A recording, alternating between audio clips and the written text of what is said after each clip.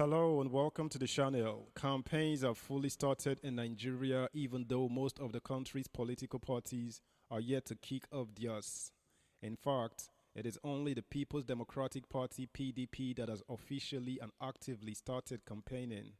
Notwithstanding, though, that hasn't stopped Nigerians in diaspora from campaigning for their respective candidates. It all comes down to preference or who you are more aligned to. It is no surprise, therefore, that while some of these groups are rooting for Obi, others are for Tinubu and Abubakar, and on it goes. Some of the leaders of the group spoke on their preferred candidates and why they are in support of them, their hopes for the elections and plans on coming back home to vote for their candidates. A lot is definitely riding on the coming elections, and I hope we get it right this time. We have to. Otherwise, we are back right where we started, and I'm sure nobody wants that. Subscribe to the channel, guys. Like, share, and comment on the video. Thank you. Atiku, Obi, Tinubu take presidential campaign fight to US. The three leading presidential candidates in the 25th February 2023 Nigerian presidential election, Messrs. Peter Obi, Atiku Abubakar, and Bola Tinubu on Saturday took their campaign fight to Nigerians in the United States. The correspondent of the news agency of Nigeria NAN reports that the support groups for Abubakar, Obi, and Tinubu converged in New York at the Nigeria Independence Day Parade and Carnival to canvass votes for their candidates. Abubakar is the presidential candidate of the People's Democratic Party (PDP), while Obi is that of the Labour Party (LP) and Tinubu, the All Progressives Congress (APC). The support groups for the leading presidential candidates joined the Nigerian Independence Day Parade and Carnival in a float, with DJs and supporters dancing to the candidates' campaign lyrics. They later regrouped at the Dag Amax Jold Park, where they continued singing and dancing to attract Nigerians to their candidates. Speaking with NAN, the coordinator of Save Nigeria Group for Obi and Dati, Mr. Stephen Osemwegie, said Nigerians in the diaspora wanted a Nigeria that works for everyone, bemoaning the economic situation in the country. When people call us from home, the calls are no longer "How are you?" The calls are "Please help me, save me." So we in the diaspora are trying to get involved and being engaged, he said. We found Obi to be a competent leader with integrity.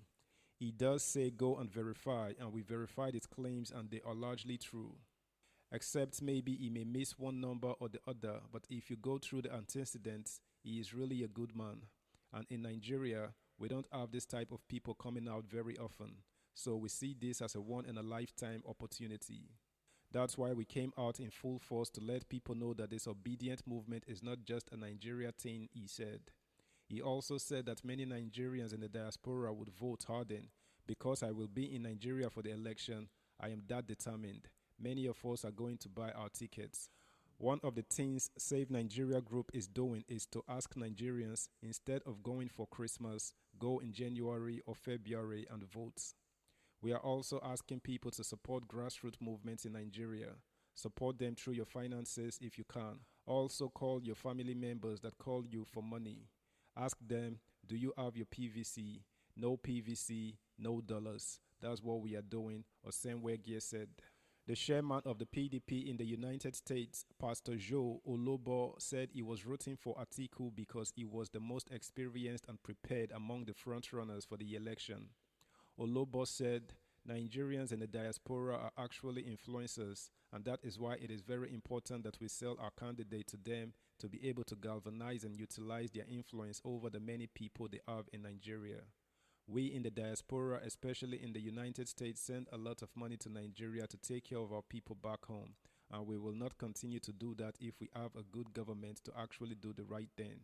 Of all the three candidates, Atiku is the most prepared candidate, the most experienced, and the greatest unifier, both South and North. That's what we are selling, he said. Please do not forget to subscribe to the channel, like, share, comment, and turn the notification bell on. Thank you. Also speaking with NAN, the coordinator of the Tinubu support group, Mr. Lukman Ajasa said Tinubu was the best among the presidential candidates because he had antecedents.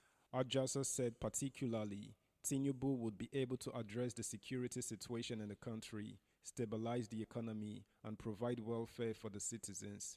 My candidate is an accountable politician. He has fixed Lagos State, and we can all see what Lagos is now. If you compare him to what the other candidates have done, they have not even done a quarter of what he has done. I believe Tinubu is the best president for the country, Ajasa said. He, however, warned politicians against taking the Nigerian electorate for granted, saying the people can now fight back through their votes. The candidates need to open their ears and listen to what the people want. The electorates have heard enough and are ready to fight back. So as a politician, you must listen to the electorates and what they want. You must tell them how you want to fix the grassroots, particularly the local governments. Fix the local government and you have fixed Nigeria, he said. NAN reports that no fewer than 20 Nigerian associations, groups, and religious bodies joined the parade and carnival, including the UN Staff Recreation Council, Association of Nigerian Physicians, Akwa Ibom State Association, and Christ Apostolic Church, first in the Americas. In a similar vein, the United States of America has reiterated its commitment to helping Nigeria fight terrorism and all forms of insecurity bewildering its people. The U.S. Secretary of State Antony Blinken, in a press statement, made the assurance on the occasion of Nigeria's 62nd Independence Day on Saturday.